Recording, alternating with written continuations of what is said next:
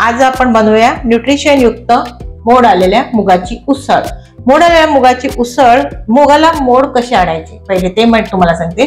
तर सकाळी पाण्यामध्ये मूग भिजत घालायचे, स्वच्छ धुवून घ्यायचे आणि भिजत घालायचे आणि रात्री त्याचं पाणी काढून घ्यायचं, जाळीमध्ये किंवा कपड्यामध्ये बांधून ठेवायचं की सकाळी असे मोठे मोठे मोड आले जातात। अजून साहित्य काय घेतलेलं आहे उसळ बनवण्यासाठी ते पाहूया।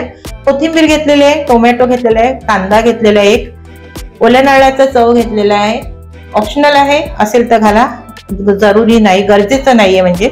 आणि घेतलेलं आहे राई, जिरा आणि राई पाव चमचा इतकं घेतलेला आहे, हिंग पाव चमचा, मीठ घेतलेलं आहे, लाल तिखट अर्धा चमचा, पाव चमचा हळद, धने जिरे पूड पाव चमचा आणि पाव चमचा गरम मसाला, कढीपत्ता, हिरवी मिरची आणि तुम्हाला वाटलंच तर थोडंसं लसूण ठेचून तुम्ही घालू शकता आणि लागणारे अजून ते। इतकं बेसिक साहित्यामध्ये ही उसळ बनवायची आहे आणि खूप शरीरासाठी पौष्टिक आहे। तर चला आपण उसळ बनवायला घेऊया। पातेला किंवा कढई तुम्ही घेऊ शकता, त्यामध्ये मी अगदी थोडंसं तेल घालून घेतलेलं, एक पळी इतकं। आता तेल तुम्ही तुमच्या गरजेनुसार घाला। तेल गरम झालं की त्यामध्ये राई, जिरं आणि हिंग घालून घ्यायचं। मोहरी घालूया, हिंग घालून घेऊया, जिरं पण घालूया, कढीपत्ता आणि मिरची घालूया, कांदा घालायचा, मीठ घालून घ्यायचं आणि कांदा परतून घ्यायचा व्यवस्थित आणि कांदा व्यवस्थित शिजवून घ्यायचा। कांदा थोडा मऊसूत झाला की गरम मसाला आणि धने जिरे पूड घालून घ्यायची, लाल तिखट आणि हळद घालून घ्यायची। मसाले घालताना गॅसची आच मंद करायची, नाहीतर मसाले करपले जातात। वरून टोमॅटो घालायचं म्हणजे मसाले करपत नाही। आणि मग टोमॅटो सोबत हे मसाले आता शिजवून घ्यायचे, कांदा टोमॅटो तेल सुटेपर्यंत व्यवस्थित हे मसाले शिजवून घ्यायचे।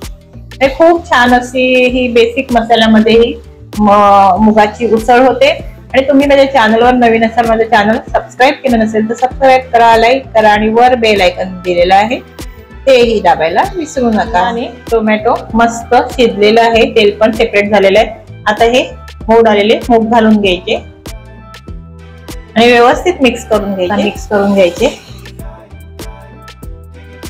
बघा किती छान अशी ही उसळ होते आणि खूप शरीरासाठी पौष्टिक आहे ही।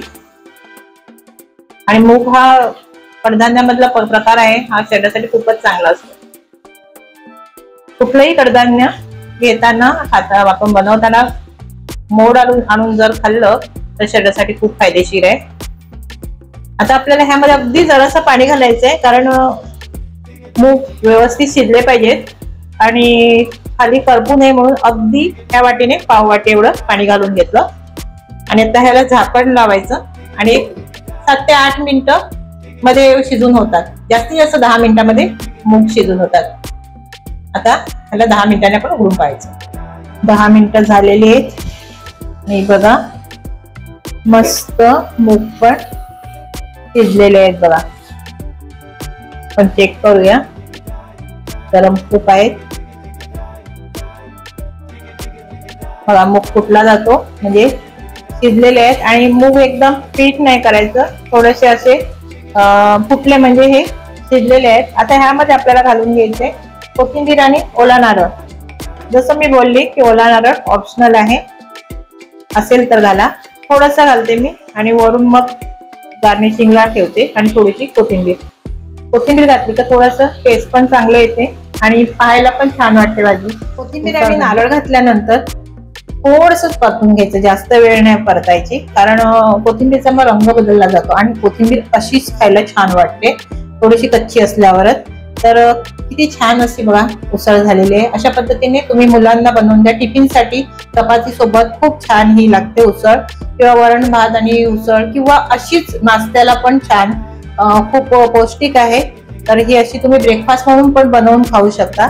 तर ही रेसिपी तुम्हाला कशी वाटली मला कमेंट्स करून नक्की सांगा। व्हिडिओ पाहिल्याबद्दल धन्यवाद।